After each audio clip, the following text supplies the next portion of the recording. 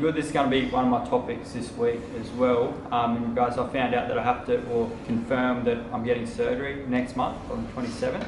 Yep. So that sort of set me off to a slow start last week, just motivation-wise. I was just like, why am I even doing this when I'm going to have 3 weeks off? And yeah, it just really slowed me down to start with. And the biggest thing was just sort of going through the motion, and I've got my app where I compare last week's weight, so I could just try and at least hit that and try and get better, but mindset just wasn't the same as it usually was. And I just haven't really experienced that since I've been training, because I'm always just going hard and always in a good headspace. So that was different to experience, but yeah, other than that, it's been really good. I think the other thing too, and touching on that, is that obviously from my hernia operations and what I experienced through there, it's always been, every single time, whether it be a little niggle, whether it be an operation, whether it be some sort of hurdle, it's like a slingshot effect. It's like whatever that it is that sort of pulls you back, you end up surpassing it and then some every single time. So I think, and speaking for you as well, is that every time that we've experienced some sort of injury or setback, it's always helped us sort of go to that next level again. Yeah. It might, take X amount to get on an even keel to where you were last time, but you'll surpass that tenfold. And obviously from the weights and poundages you're consistently lifting, I think the aim, or your aim up until surgery, is to do the absolute best you can, because recovery is going to be quicker. Yep. And muscle memory, once you get there, the body has a great ability to be able to remember what it's already been through as well. Hence, people have got a long training history that have had time off. Yep. So I think if anything, that's sort of going to add another sort of dimension to you physically and mentally as well. Yep. So. Yeah, cool. I watched a few videos that helped as well, just staying, or looking at the positives, picking apart positives for anything that happens. So with your squats, you could have said, okay, cool, give your central nervous system a rest and work on blood flow restricted stuff, and then get back into it in a few weeks and good to go again. So that sort of stuff, or that way of thinking, I think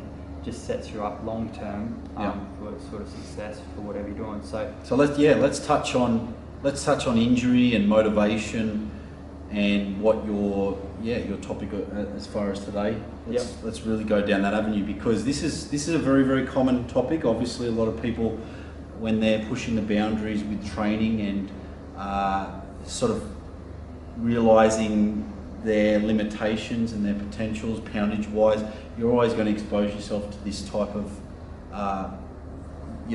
potential hazard that will come ahead. Operations, you name it. I mean, there's a couple of the guys that have made unbelievable transformations that have got shoulder ops and things coming ahead. So we'll touch on how do you plan to sort of work around it, and what advice can you give to the guys out there? I think one of the biggest things is having a plan to start with. If I just went into it and then after I'm just now what? I think I'd be screwed. But the plan is nutrition's probably the most important thing. If I can just keep that in check, then I'll be fine when I come back. So I'll drop the calories a little bit, because I'm not going to be training for a few weeks, and then after sort of week and a half, 2 weeks, I'll be able to do some legs and stuff, so BFR and just without the compound movements. So it's only really a week and a half that I'll be missing out on training, and then just smash calves and legs for the next sort of week and a half before I'm good to go again. And then just think of the positives again, so how much time that's going to free up for me, that I can work on the business, look after clients better, take a bit of time off just to refresh and sort of set some bigger goals when I'm actually back. And then from now to surgery, instead of just letting things go downhill because I'm having a few weeks off, I'm going to go as hard as I can, get a lot of big compound movements in there, try and set as many PBs as I can, like this morning for squats. And then surgery is my time to rest, and I'm going to feel like I've really earned that rest period. So that's my plan for it. And maybe you could use that spare time wisely to go do some retail therapy and buy some reinforced pants as well. Yeah, I might do that. I might learn to sew or something, so I can just sew up all the boys' pants and stuff. Oh dear. So what do you think of that? Because you just went and had surgery started this year, and that put you out for a few weeks and stuff. So I think you hit the nail on the head as far as having a game plan going in. A lot of people really tend to lose the plot, especially when they find out either they got surgery or they've got an injury.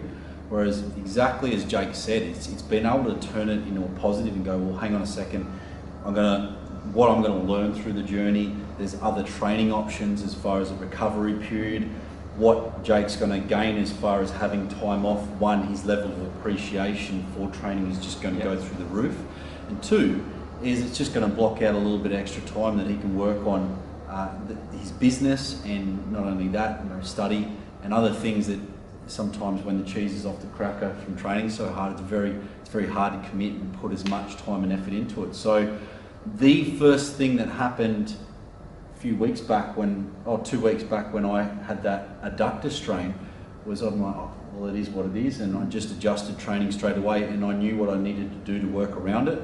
And the first thing as well is Jake's like, dude, you have to start looking at flexibility side of things as well. So sometimes you got to learn the hard way a few times to really drill it into you. So I do again this morning was probably no exception. We got straight into it, but normally I've been learning a lot of mobility exercises and things with the foam roller, and I'm definitely going to pay a lot more attention to it. And it's actually opened up my educational base on rehab and mobility. So I just think that I'm learning a lot more about that and how to work around certain injuries. And it's not the end of the world. I mean, hey, it is what it is. Stressing about it and being down about it's not going to do anything to change the situation at all. It was like surgery, and going back, this is good too, because obviously I can help Jake through his upcoming surgery and recovery, is that there's always a way around it, and there's always positives that you can take from the situation. So I think a lot of people they tend to fall apart and don't know how to handle these types of scenarios and adversity in general.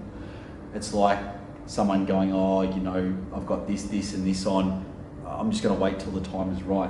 It is never, ever, ever going to be a right time. So, it's just understanding surroundings and being around the right people and educating yourself and just being able to turn that whole scenario into a positive learning experience, definitely. So yeah, definitely. The last thing too was keeping myself accountable over that. So doing my check-ins still, obviously. Might even do it 2 times a week just to make sure and put a little bit more pressure on me to just stay on top of nutrition, because that's the biggest thing that I'm sort of worried about, losing track of that. But yeah, otherwise should be right. Yeah. Fantastic.